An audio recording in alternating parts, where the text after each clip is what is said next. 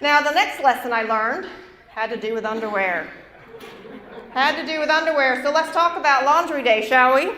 Now, I want you to understand that she was folding everybody's clothes. Now, I want to introduce you to Exhibit A. This would be the granny panty. Now, I want you to know that all of these are clean. Don't think I pulled this out of my laundry, all right? So Rose, her whole life, is used to folding big underwear like this. This is what she does, right? Folds it. She was used to folding my husband's boxers. He's traditionalist, right? Boxers, plain, folded boxers. Well, then this Gen X woman moves in. And she said, okay, now she starts folding my underwear. Well, my underwear wasn't too bad. It just simply was colorful and had a little lace. Still some coverage, right? Well, that wasn't too bad. She folded them. But then the day came. That she pulled out my daughter's underwear.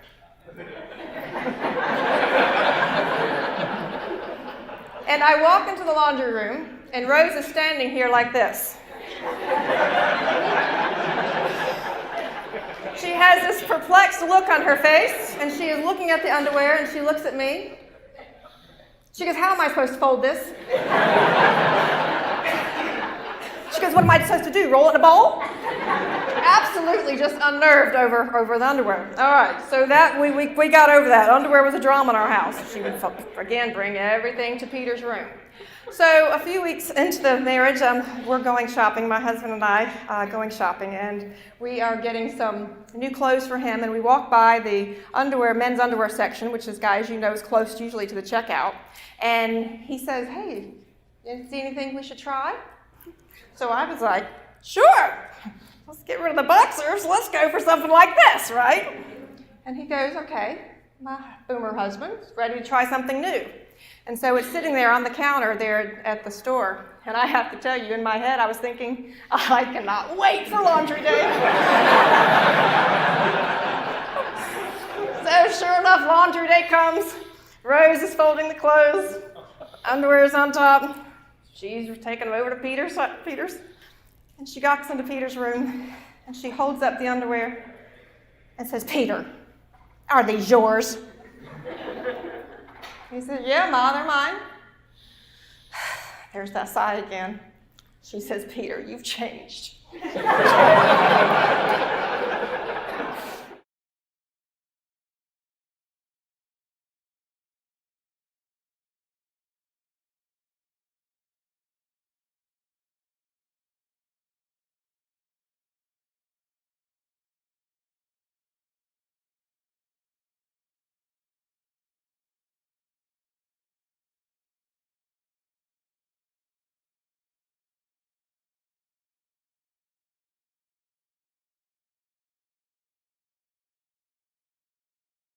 And she's always worried, what's going to happen? When we had an umbrella on the back porch, and it fell over because of the wind one day, and she's like, that umbrella's going to come through the window. I've told you that. And so we put, 200 pounds of rock to keep it steady.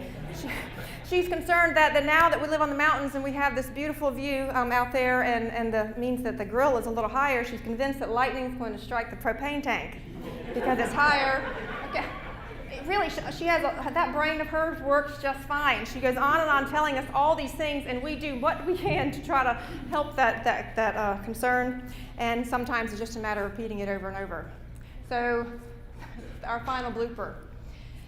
There we are at the 100th birthday party weekend. Relatives in from all over the country to come and celebrate this woman's life, and that's again when I began to see just how many lives that she's touched. And the Italian family goes out that Friday and I'm back home getting things ready. They come back home, and it's a beautiful day. We got lucky in February. Beautiful day at the end of February, and some of the relatives are inside. A few of them are out on the porch enjoying the sun. And so I and my hostess walk out there, and I open the back umbrella on the deck, thinking that they should enjoy some shade so they wouldn't get burned. You know what's coming, don't you?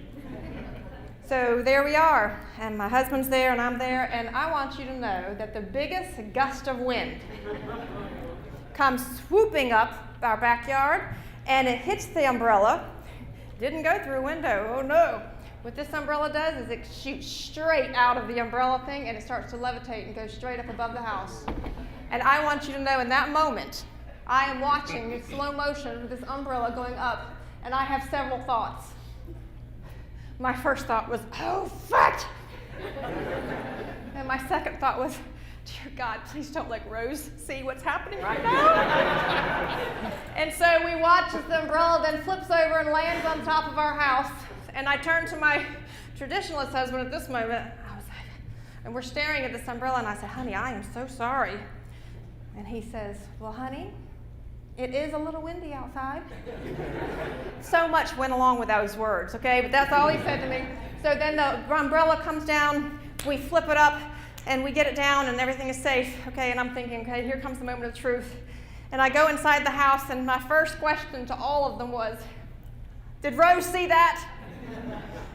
And they said no. And I said, no? They said, Rose was in the laundry room folding clothes.